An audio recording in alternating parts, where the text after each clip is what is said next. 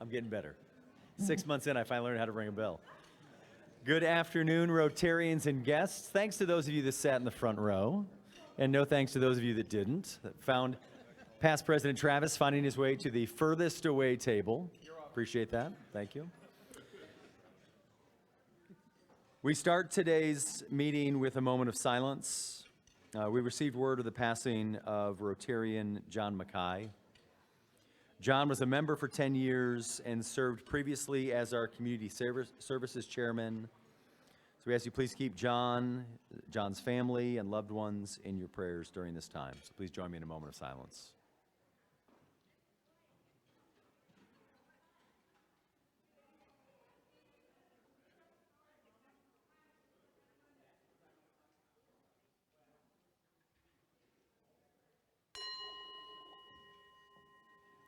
Thank you.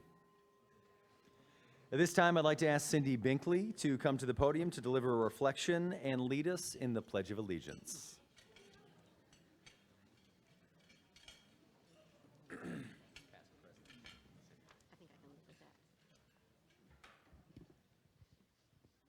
Good afternoon, fellow Rotarians. Dreams are the wings that help us soar through life, and today, January 13th, is Make Your Dream Come True Day, a day to remind all of us those important steps we take to make our dreams a reality. For many of us, those dreams are tied to our vocations, the careers that give our lives purpose. Whether it's becoming a healthcare professional, a skilled tradesperson, or a technology innovator, the journey towards those dreams often start with the right training, education, and support. In our community, we are lucky that we have so many wonderful organizations that help people turn their vocational dreams into reality, such as our presenter today, the Penna Career Center. These programs provide the hands-on experience, skills, and guidance that help individuals move from aspiration to achievement. With a focus on practical skills and support, these opportunities allow students and the people in our communities to build confidence, to master their craft, and to enter the workforce ready to make a difference. As we think about making our dreams come true today, let's also remember the importance of supporting vocational education and workforce development. By investing in programs that nurture skills and growth, we're helping create opportunities for people to turn their passions into careers, contribute to a stronger community, and make their dream come true. Well, that was the reflection I wrote last week, so I just want to add a little bit today. Now that in light of all of the horrific tragedy that's happening in California, I think that it would be nice if we could take a moment or a second moment of silence to pray for those that have lost their lives, those that have lost their loved ones, those ones that have lost property and pets, and let's pray that they find the strength and the faith to rebuild their dreams.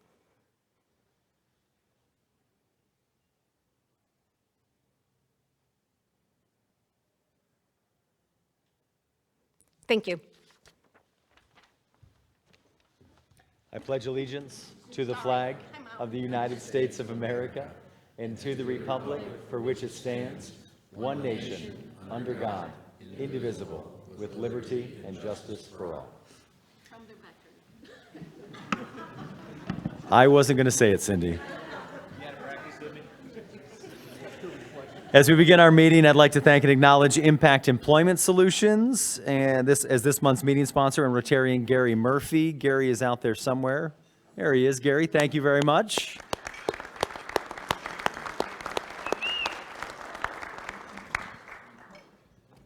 I think Gary is playing the Jolly Postman at the moment. So thank you for your support, Murph. Does anyone have any guests they would like to introduce? Please bring them forward to the floor mic and introduce them with their name, their company, and that is it.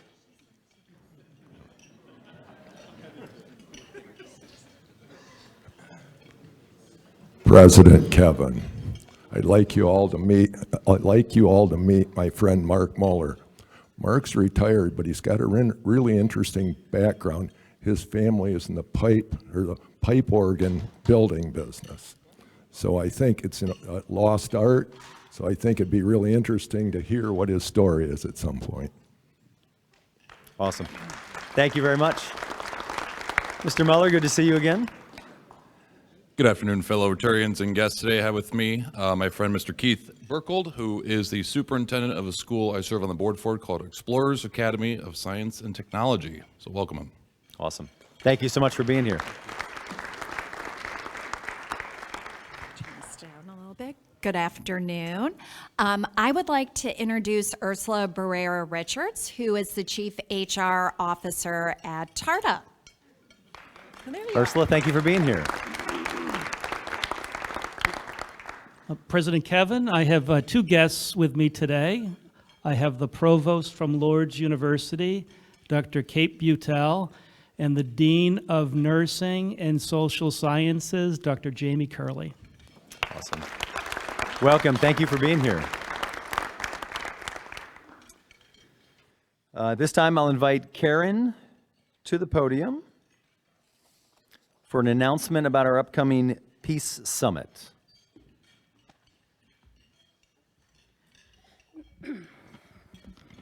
Thanks, Kevin. I wanted to talk about briefly, there should be an email going out to all of the Rotarians if you haven't already received it. But the District 6600 Community Peace Summit is going to be Saturday, February 1st at Lorain County Community College in the Stocker Arts Center.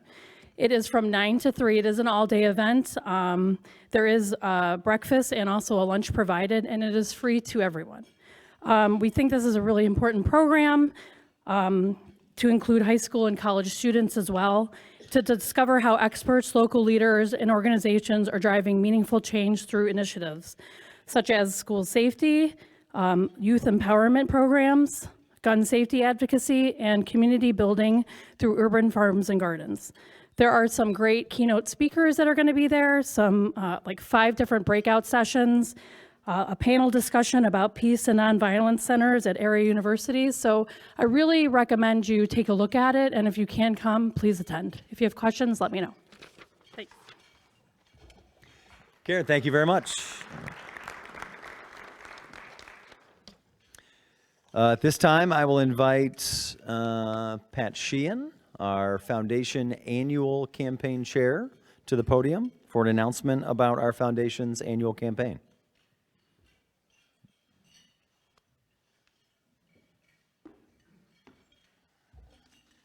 Good afternoon. I just want to give everybody a quick update on our foundation for the annual fund.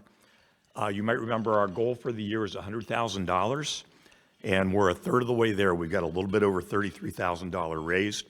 And the good news is we have 109 of you that gave last year that haven't given this year. So we still have a lot of people that haven't given. So I think we're going to get after that goal really quickly. So if you haven't given yet, please do. And I've got a quick question for everybody. I think most of you were here for Foundation Day back in December. And how many of you on your way home that day called your investment advisor? Okay, so December was really busy, I understand. But I'll give you a little script. Everybody needs to call their investment advisor and say, I sat in on this incredible lunch meeting back in December. You know that annuity that you've been talking to me about and that mutual fund? I found the perfect investment. This fund invests into local organizations, and that annuity or dividend we've been talking about, this will pay for the rest of my life. And even my kids, after I'm gone, they'll start or continue getting dividends from this fund. And guess what? Because I itemize on my taxes, it's deductible as well. And if your investment advisor asks you, well, are you going to fire me? Say no. I want you to come to the next Toledo Rotary Club meeting with me to learn all about this. Thank you.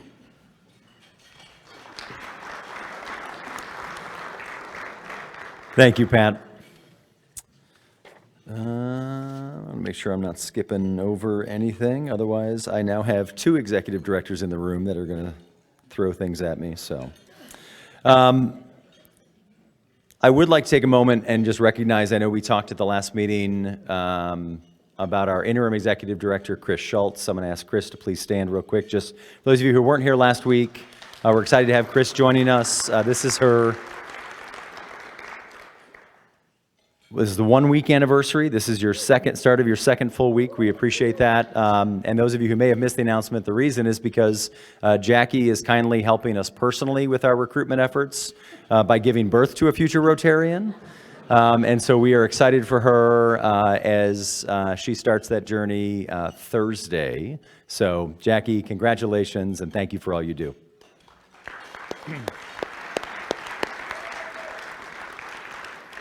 And we'll see you back in 3 weeks. No, not 3 weeks. Like 4.5. Or like 12, that's fine. All right, let's get to today's program. I'd like to invite Gary Corrigan to the stage to introduce our guest speaker.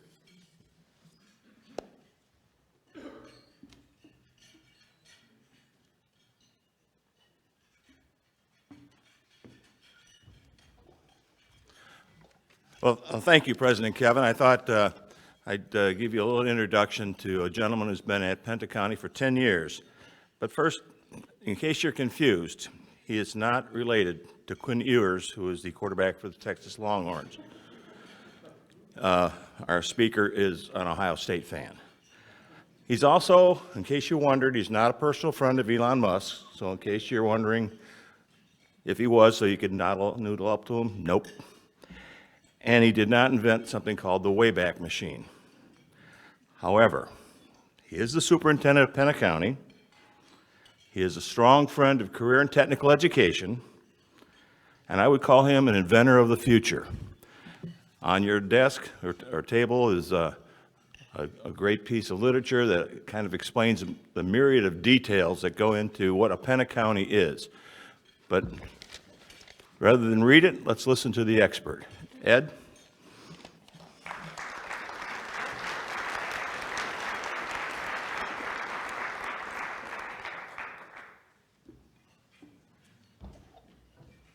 Thank you, Gary. Well, good afternoon. It is certainly a privilege for me to be here with you this afternoon. As I look around the room, certainly some familiar faces, some friendly faces. I do see Dr. Durant was back there in the corner. I heard that you were here recently, right, and had a phenomenal speech. I will tell you, I'm not Dr. Durant. I won't be able to probably deliver the same level of passion, perhaps, and manner in which that Dr. Durant works, but certainly want to share a couple of things with you. I think it's been maybe 6 years since someone from Penta was here. This is my first time, I became superintendent in 2020, so this is my first opportunity to come, and I'm really happy to be able to do that. Let's get the clicker and make sure that I'm ready to go. So, the topic today is to think about career tech education and where we're going, right? The future of career tech at Penta Career Center, but also in Ohio and further and beyond. I'm an old history teacher, so for me to look forward, I also have to look back, right? I'm a firm believer that we stand on the shoulders of those who came before us. In order to kind of talk a little bit about that, I have to talk a little bit about the history of Penta. In September of 2025, we will welcome our 60th class of students into a career-focused education. This is significant not only because Penta kind of was the first multi-county career center in Ohio and candidly in the country, but it's also significant because of some of the words that were spoken back in September of 1965. Then Governor James Rhodes, right? We use this phrase quite frequently at Penta, but then Governor James Rhodes said, "Students will leave Penta with a diploma in one hand and a job in the other." That simple phrase really has become kind of a foundational mentality for students at Penta, a foundational piece, kind of maybe our first vision and mission statement. What Cindy said kind of really sums up everything I'm going to say today, so we'll see how I do. But when you think about the needs for Ohio's workforce back in 1965, the skills that were needed, right? We needed a lot of great workforce, and that was the reason that Penta was created. That same need for a highly skilled and employable workforce exists today, but I'm not sure that then Governor Rhodes could imagine the type of skills and training that today's workforce would need back when he made those comments back in 1965. At your table, as Gary mentioned, right, there are several pieces of literature. I won't go through all of that. I won't ask you to read through that. But if you will find maybe the document that has exemplars of innovation as the heading, I will be using that a little bit as we go through the presentation and talk today as a piece. So that white paper came out in September of 2024. That was published by the Ohio Association of Career Tech. Not only specific to career centers, but again, if you think about how career tech is delivered, and again, I reference obviously Dr. Duran and Toledo Public, multiple ways that career tech is delivered in Ohio. Career Center, or JVSDs as we were known, Pena County, right, as we've been known for many years, as well as comprehensive districts. This is a white paper that talks about how is career tech, what are we doing to grow access and opportunity for students in Ohio. So again, I'm going to reference that just a little bit. So Pena is considered a large JVSD, again, Joint Vocational School District.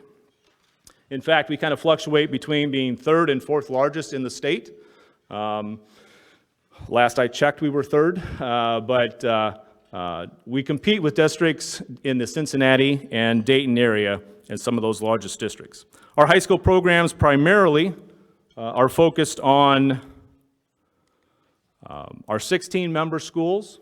And again, we cover 5 counties. Now Pena has taxing authority. We think a little bit about how we are funded. We have our 5 counties, but we also have, because of how districts are laid out, we have a little bit of a footprint into Henry County and Hancock County as well. But again, we serve students primarily on our campus, nearly 1,600 students. We started this year with about 1,550, so we are nearing capacity of numbers of students that we can welcome to our campus. And so we've had to start thinking differently. How can we really grow access and opportunity, knowing there's a limit of how many students will actually come to our campus, right? So 30 different programs, again, highlighted in that document that you have in front of you. Some of the ways that we've tried to think differently and creatively to deliver career tech to our students.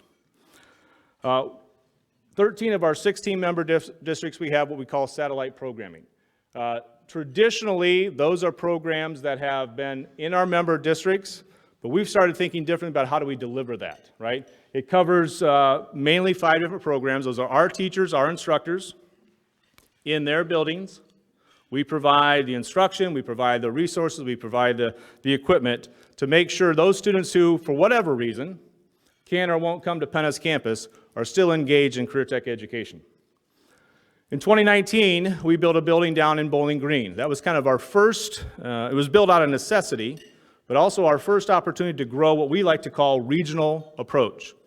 So as opposed to a satellite program where students primarily from the same school attend those classes or those programs, a regional approach allows students from multiple districts to come to our program. Those are typically half-day programs, senior only, and credential-based. On our campus, the majority of our programs are full 2-year programs. We primarily serve juniors and seniors. We have 250, 300 sophomores that we welcome as well. But those are full-day programs. Kids come to us, we deliver the academic as well as the career tech in our labs. These regional approach sites are, again, half-day, short-term. Students come to us a half-day, able to earn that credential. And the first approach was at our Bowling Green site where we developed an industrial maintenance program. We went from that idea of how to expand. An opportunity came through the last biennium budget for career awareness work. So in 2022, we began working with districts to expand into our middle school and our elementaries. Again, remember what I said, primarily we're high school based. But with this career awareness work, we now have 3 staff members who are out developing and delivering content to our elementary and middle schools. We have over 145 different classrooms that we access, over 3,000 students, that we're talking about all career pathways, right? 16 different pathways, not specifically to Penna, but talking about kids so they understand the opportunities that exist for them, right? Too many of our students we know, their idea of what work looks like is primarily based on what you do, right? What you do, what they see their family members do, what they see on TV. They don't really have a full awareness of all of the opportunities that exist. So with that career awareness work, we've developed career kits that are exclusive to each of the 16 pathways to gain exposure for those students. In addition to that career awareness, we're also providing youth science, which is a aptitude and interest survey to allow students to explore what are they really good at. Not just what they like, or not just what they know, but they truly have an aptitude for. And again, that way it helps to pair them with ideas, helps them to know what opportunities exist. And then we also take that one step further, combine that with our work-based learning initiatives. I'm a Northwest Ohio guy. I grew up in Williams County. I live in Holland now. For many years, I was a high school principal, and I would talk about how many of our top 10 students would graduate, go on to college, and for most of them, they didn't come back, right? Whatever terminology, brain drain, or whatever you'd like to say. The focus is, how do we keep our best talent in Northwest Ohio? So by tying our work-based learning initiative to what we're doing with career awareness, with what we're doing with our youth science data, we're giving students an opportunity to learn what are they good at, what do they have an ability for, an aptitude for, and then also what business or industry is in their community or a neighboring community where they'll have an opportunity to go and be enjoying a career. Oh my goodness, I'm on Monica's giving me time here. You put a microphone in front of a superintendent, we can just talk. So I'll move a little more quickly.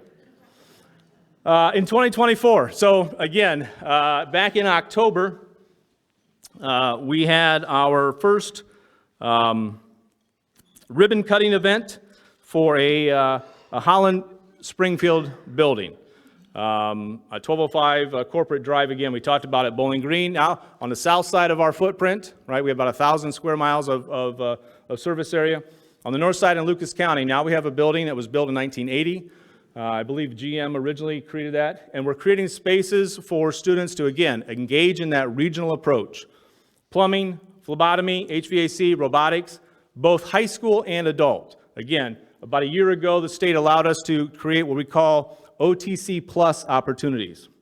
Students in high school can access career tech through our adult Ohio Technical Center programs, taught by adult instructors, but outside of the regular school day. This is a growing program, kind of a pilot program. We have about 40 students right now engaged in programs for second semester. Again, this is the ribbon cutting and a picture of our phlebotomy lab. Just before the holiday, we announced a partnership with Bowling Green State University. Real excited about that opportunity to think about students in a pre-engineering pathway that can access our College Credit Plus options, take courses through Penna, but also those courses will be directly tied to the Bowling Green State University courses and their applied engineering degree. The idea is students will be able to earn their associate's degree while in high school and then have an accelerated opportunity to earn that applied engineering degree maybe in less than 2 years. Work to be done in that process. This could be an example of other pathways that could be built out. Again, we have a strong partnership with all of our 2- and 4-year institutions, a strong partnership with Owens. Over 4,000 college credits were earned by our kids last year, primarily through Owens. This is a tailored program based on what we hear from our industry partners, primarily in the manufacturing space, right? They want students that have technical skills, applicable skills, connected with perhaps that skill they earn through that associate's or bachelor's degree. Again, growing that out, we'll see that available to students either through our campus or perhaps even to our satellite programs that can grow those options. In 2026, part of that need to create space because of our capacity, but also to begin thinking differently about the types of programs that we know will be needed not only today, but in the future. Campus expansion, e-mobility, and modern power technology. So we were awarded some dollars through a Career Tech Education grant through the state of Ohio. We're expanding and putting 3 new lab spaces adjacent to our auto tech labs. Nearly 20,000 square feet will be added to a campus that already has one building, over 500,000 square feet under one roof, a roof that covers about 12 acres is what I'm told. So this is some renderings of that new space. Again, the idea in that space is it's going to be flexible, allow us to respond. I was talking with Laura earlier, right, our friends from TARTA, thinking about what those electrical needs might be, thinking about infrastructure, microgrids, thinking not exclusively or only to an EV type approach, but the capacity to grow that, because again, if you look at the bottom right, that new building is adjacent to our auto tech labs. So again, thinking creatively, thinking about flexibility, thinking about what the next stages are, but not to be confined by a space that's built to only house one particular program. Again, our expansion into our commons. We host a lot of folks on our campus. Right now we run three lunches, 500 students a lunch. It's in that commons. We need more space so we can accommodate more students on our campus. But also, we have a lot of inquiry about how do we host programs, how do we host events, how do we host meetings on our campus. That commons expansion will allow us to do that as well. I get questions sometimes about, well, how do you know what programs you should offer? How does Penna decide what programs to create? These are the top career pathways as determined by Top Jobs Ohio, right, the state of Ohio, in Northwest Ohio. Skilled trades, healthcare, education, agriculture, and IT. It's one thing to set a goal and a vision for success. It's another thing to say, how are we doing compared to that goal? How do we measure up compared to that goal? One method or one metrics we use to determine if we're meeting that expectation is our post-program placement. Nearly 96% of our students who come through a career tech program are doing essentially one of 3 things. They're employed, they're enlisted, or they're on to a 2 or 4 year school, right? That's when we think about that post-program placement. So nearly 96% of our students engaged with Penna programs will meet that expectation. Mentioned earlier about maybe changing narratives, changing the perception of what career tech looks like. Over 54% of those students will report that they're going on to a 2-year or 4-year school, right? When you think about what Governor Rhodes said, a job in one hand and a diploma in the other, for our students to be truly success ready, it's more than a high school diploma. It's more than basic education. If we're going to build success-ready students, we have to think globally and in a total perspective. How are we doing when it comes to preparing students for those most in-demand jobs, right? So you think about that percentage of students who are out being employed.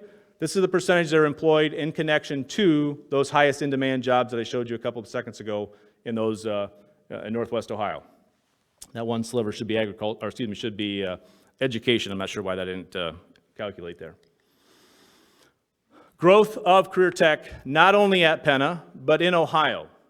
So districts on the left are all of the districts that fall under Penna's CTPD. That's our Career Tech Planning District, right? In 2019, we talked a little bit about the changes that happened. In 2019, we had a little over 7,000 students in Penna's CTPD.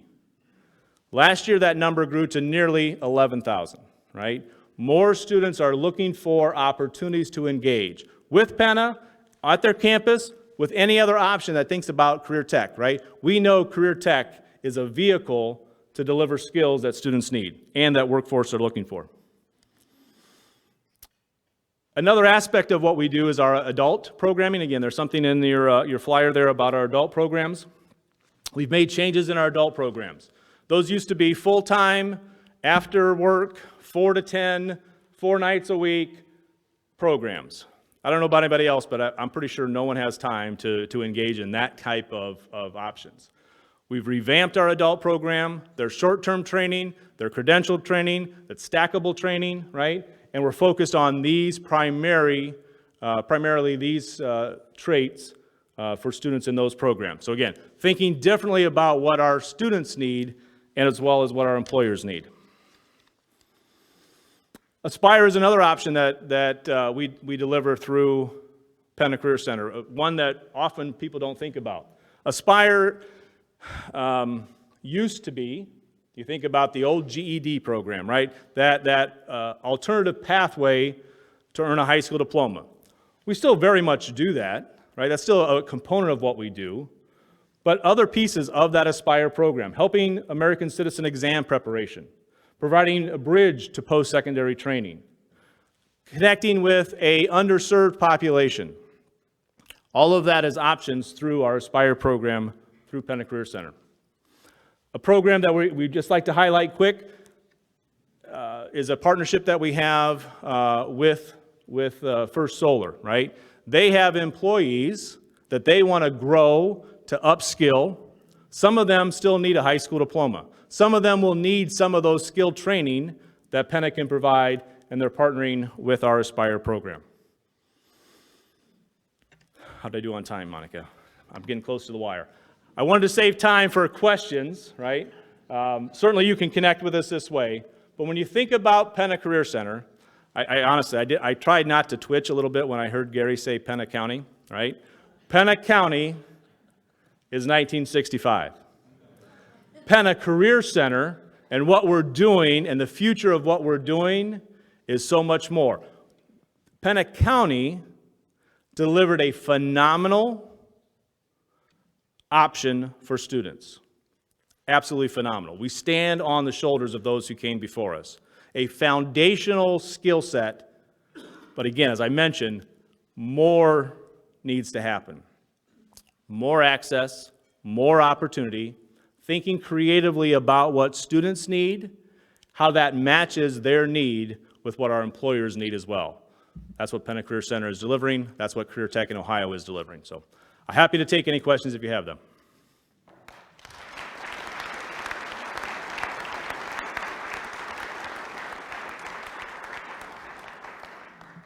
All right. Seeing none. Thank you for the opportunity. I appreciate being, wait. Not so fast. Yes, ma'am. Hi there. Good Oh afternoon. my gosh, things so high. Okay, hi, I'm Allison, and just as a quick history lesson, I grew up in Springfield Township, and I rode the Springfield bus, and I remember the Penn kids. Oh, they were bad kids. They were like the kids I learned all my bad stuff from on the bus. But anyways, That's what you blame them on, but go ahead. I do. I blame them all. No. So when a student comes to Penn and let's say they're in the culinary program, what does their day look like? Like, what does a student's day look like at Penn? Because like when I went to high school, like I was math and science and all those things. So is it the same like things that where I was going to school? Do they learn a lot of the same things? What does their day look like? So excellent question. Short answer is probably. Long answer is we use a block schedule. So our students come to us and they're in their lab, or for the example, culinary, essentially half the day, 3 hours a day.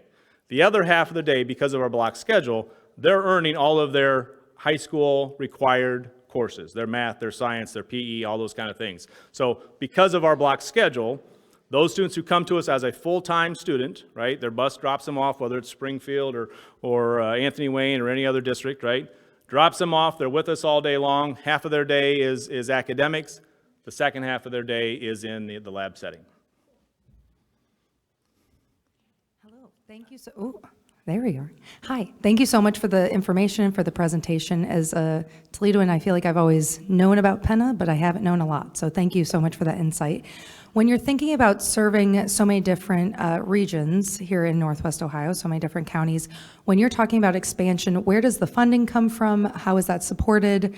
Because there are so many folks that you serve. Absolutely. So again, we're a public entity, right?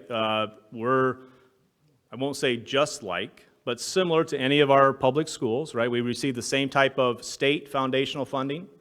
Penna has an operational levy that was passed 30-plus years ago. If you look at your tax duplicate, it probably says Penna JVSD or vocational line item on your tax bill. That's in addition to, again, state foundational funding, right? We receive funding through the state, through their biennial budget, to help run our programs, to help purchase our lab equipment and those types of things. So similar, not exactly the same, but similar to how your typical K-12 district is funded. Good question. Again, thank you for your presentation. I'm kind of curious, from your perspective, what is the greatest challenge facing Penta, whether that be from a financial perspective or student facing, whatever that might be? What's the challenge for you guys? Honestly, one of our biggest challenges is instructors, right? With the economic situation, right, we rely, again, outside of our academic, right, our academic, those are all classically trained teachers, right, they go through all the four-year program and so on and so forth. In our lab setting, for many of those are practitioners, right? They come to us after spending 10, 15, 20 years in the field. You don't want to let them go. Right? They're not retiring, they're not leaving. The wages that they're earning, we pay very well, but right, they're not as readily available. So one of the things, could be a whole nother presentation, but one of the things we talk about is how to build that talent pipeline for our instructors. We're thinking very creatively about how we can maybe partner with you as industry partners, as an example. So that's probably one of our greatest challenges. But thinking differently about how we can create those instructors, especially for labs. Again, we're building that e-mobility, right? Very candidly, we're building curriculum that isn't out there yet, right? I have a posting right now for a instructor in that field, right? Creating that job description for what that person needs to be able to do is a little bit of everything, right? So that's a real challenge for us to be able to create a scenario where students are going to be in a lab. We have to be able to make sure they have experiences for what jobs they need today, perhaps in a large firm, a small family-run operation, as well as experiences and work on equipment that may be futuristic, right? That they may, candidly, some of them will never see in their current employment or employment they get the first 5 years out of high school, because we're trying to make sure they are prepared for really both ends of that spectrum. So that's a very long answer, but really that instructor and finding those instructors is one of our bigger hurdles. Thank you. But as a follow-up to that, from maybe 6 or 7 years ago and talking to some folks from Penta, there was a great drop-off in the number of students coming to them for service technician types of jobs, heating and air and so on. Is that improving? Has that gotten any different? Absolutely. Again, our enrollment has increased year over year for the last 6 years. I was just looking at enrollment data for our board meeting last week, and of our 30 programs, almost half of them are at capacity for applications right now, right? So yes, it tends to ebb and flow, right? If you think a longitudinal perspective of enrollment, it tends to reflect what the industry needs are. But we are riding a very successful high right now. Again, not just at Penna, but I think across the state in career tech education. I'm sure Dr. Durant would probably say the same thing, right? His numbers of students going into career tech education are up. So yes, we're experiencing a boon, if you will, in enrollment. And again, I think also it's reflective of the type of programming we're offering as well, right? Again, by connecting career and college in those labs, those students who are leaving those labs have college credit right along with it, or CTAG credit that they're able to go right along with it. So not as big of an issue in our skilled trades. We have some pockets that still need more students. And again, that's why we're thinking differently, maybe trying to offer programs in those regional sites, back in our satellite locations, trying to find a way to connect with those students that maybe can't or won't come to our campus. One of the things that we as Rotarians usually think about in these presentations is at the end of it, how can we help? What can we do? How can we partner? So it's just a natural tie-in, right, to who we are. I am not on the vocational committee. I'm on plenty of other ones. But since I'm not on it, how are you partnering with us already? And is there more we can do? Or I'm not asking to be on the committee. I'm just saying. I'm just putting it out there. Yeah. But I mean, how can we partner more with you, right? With that committee? Love that question. Absolutely love that question. So yes, there are opportunities, whether it's to become a member of our advising committee. So each of our programs has an advisory committee, right, that we bring together, that we gather input from, or even to say, I might have an idea. Again, thinking about that instructor piece, right? I was talking to a business recently, and I said, if you could help us think about, and maybe more at the adult side than the high school side, but help me think differently. Are there 5 people that you employ today that have at least an interest in passing on their knowledge to someone else? I'm not asking for you to let that person go and for me to hire them full time, but if we can figure out a schedule, we can figure out that they're going to continue to earn their wage. I'm going to supplement their wage with our educator-teacher wage, right? And we can build a rotational schedule where they can come in maybe a couple times a week, maybe a couple hours a week, and help deliver content. That's where I would say, help me continue to be creative. Help me continue to figure out ways to solve problems that you have about how do you grow your workforce, how do you make sure that you have the employees that you need. So that's an excellent question. We've got a group that's kind of working on that talent pipeline kind of piece and would be more than willing. I've got lots of business cards and my contacts up here. So reach out to me and let's talk about what options might exist. That was such an excellent question. It was my question as well. I actually have an example. My firm hosted a group of your teachers recently. 8 marketing teachers came to Thread Marketing Group, and they visited with us as a company that's actively using marketing, advertising, PR techniques.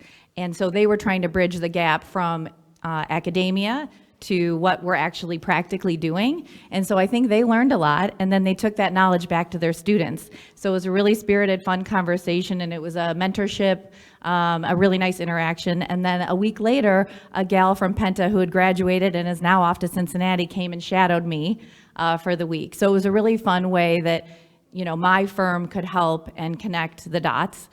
So maybe there are other opportunities like that since you've got a group of business folks in the room. Absolutely. Again, that ability for work-based learning, that ability for internships, externships, I didn't mention up here, but our board just made a decision recently that they are going to essentially pay for students, a group of students, a pilot group, to get their driver's license. We know that a driver's license is one of the biggest roadblocks for kids to go out and get a job.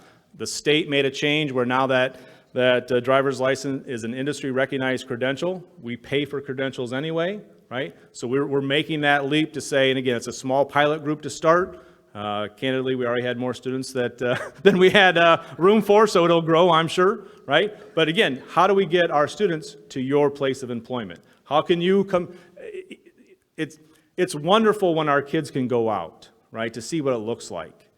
I would say to you as employers, it's equally as powerful or perhaps even more powerful if you can come in, right? Stand shoulder to shoulder with our kids, build that relationship so they know that when you have an opening, they already have a relationship with you. They're more likely to want to come work for you as opposed to, you know, a job posting someplace that they don't have a relationship with. So I think that's a powerful way for communication and for students to come to you and for you to come in. Yes, sir. Thank you for being here for your presentation. I'm involved with something new in town called the Toledo Tech Loft, and Chris Eischen, who leads that, could not be here today, but I wanted to take back to him. Tell me or tell us a little more about what you're doing in the world of IT with Penta. Sure. So IT, as you well know, is a wide topic, right? We used to think of it as the programmers and the pliers and wires, right? The two sides of that approach. We know now it is so much more than that. We still have programs that tailor to those particular pieces. Sorry, my phone is ringing. Tailor to those particular pieces. We also have expanded into cybersecurity. We've expanded into drone technology. We're expanding into artificial intelligence pieces, right? But similar to what I talked about before, sometimes our challenge is we can think collectively about, this would be a great program. I need somebody who can teach that great program, and to be able to find somebody that I can pull in is one of those challenges. So I think that's, from an IT basis, we have programs in place. We're growing more programs. I get requests quite frequently from our satellite groups, right, our satellite member schools saying, is there something you can do for us at the middle school level specifically to help build that awareness, to help build that pathway? And we're looking at some of those options as well. Thank you very much, Kurt Church, a great proponent of vocational services skills and that nature. But what I've heard you say many times is talent pipeline for current industry. What are you doing to teach some of these kids entrepreneurial skills so we can create larger businesses or a greater number of businesses in those different fields? Outstanding question. I think when we think about our students, it's less about what we're teaching them specifically in the realm of entrepreneurs and more about how they approach life themselves, right? I was talking earlier with JD and some others, right? Thinking about whether it's the millennials, the Gen Zs, or whatever that next group is, betas or alphas or whatever they are, right? They just think different, right? They think different about what their expectations are. Students who are engaged in career tech are almost natural entrepreneurs. They are taking that skill set, those transferable skills that they're learning in a particular lab perhaps, and consciously knowing, I use this example all the time, especially with our cosmetology students, right? We all need cosmetology services, right? It's one of our most popular programs, but the number of students who are using that skill to earn money and then go out and finance their next stage in life, to finance that 2- and 4-year college without any college debt because they are entrepreneurs. That type of transferable skill, again, goes beyond just any one particular lab. So specifically entrepreneurship, there's pockets. I'm not going to lie to you and say that we have some great program. We don't, right? It's pockets of what we do, but I like to use the word being intentional a lot. And my staff would say that they hear that from me a lot about being intentional. We are intentional about knowing that's a skill set that our kids need. And again, it ties naturally with what many of them want anyway. So helping talk through that and talk through what that might look like for them, and knowing, as much as I love the slide I showed you, right, that says a student in this program is going to work in that industry. That's huge. There's students who are in our small animal program who have phenomenal skills, transferable skills, that may never work in the small animal industry.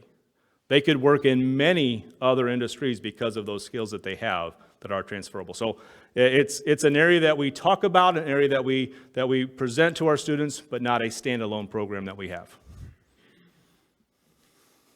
All right, Kevin's coming up. I'm done.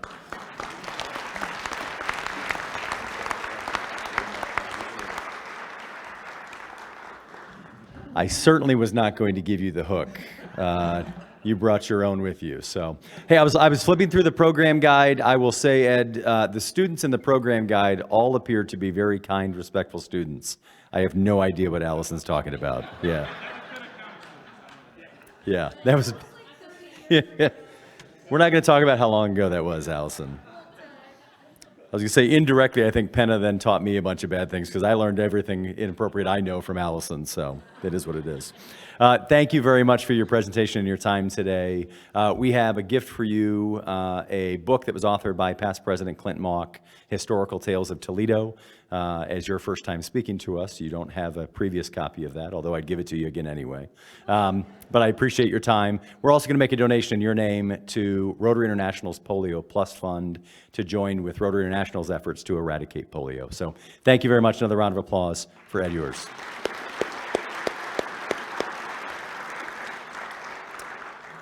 We have some great programs still coming up. We do have no meeting next week. We are off January 20th in honor of Martin Luther King Jr. Day. We return January 27th when Ross Youngs tells us about obtaining the dark matter of biology, unlocking nature's hidden potential. I am just going to say, throughout my time in Rotary, when I see a title like this, I start to look at what else can I do on Monday. But without fail, when I show up for those meetings, I am blown away by what I learn. And I love the fact that we are in a space where we bring experts that are brilliant, that are also really good at making really important, really intelligent, intellectual topics feasible for all of us. And digestible for all of us. And maybe not all of us, but at least for me. I'm not smart enough for this, but I'm excited to see what happens on January 27th. So excited for you all to come back and join us for that. We have 2 committee meetings this afternoon. Membership Committee is in Summit A, and Community Services is at Maumee Bay Brewing. I don't know how that happened. That one is at 4 p.m. It is at 4 p.m. I am not at all surprised that Allison Hammonds has selected Maumee Bay Brewing at 4 o'clock is the location. If you would like to get there at 1 o'clock, I'm sure that's fine too. I'll also add vocational services did meet prior to this meeting as well. And so they had a meeting today. If you are not currently engaged or involved in a committee, please get involved with one. Talk to myself, talk to other board members, talk to Karen, talk to Chris, and do not talk to Jackie for another 12 weeks. But we will find a way to get you engaged and connected. So thank you all. And with that, go out and make it a great day. We are adjourned.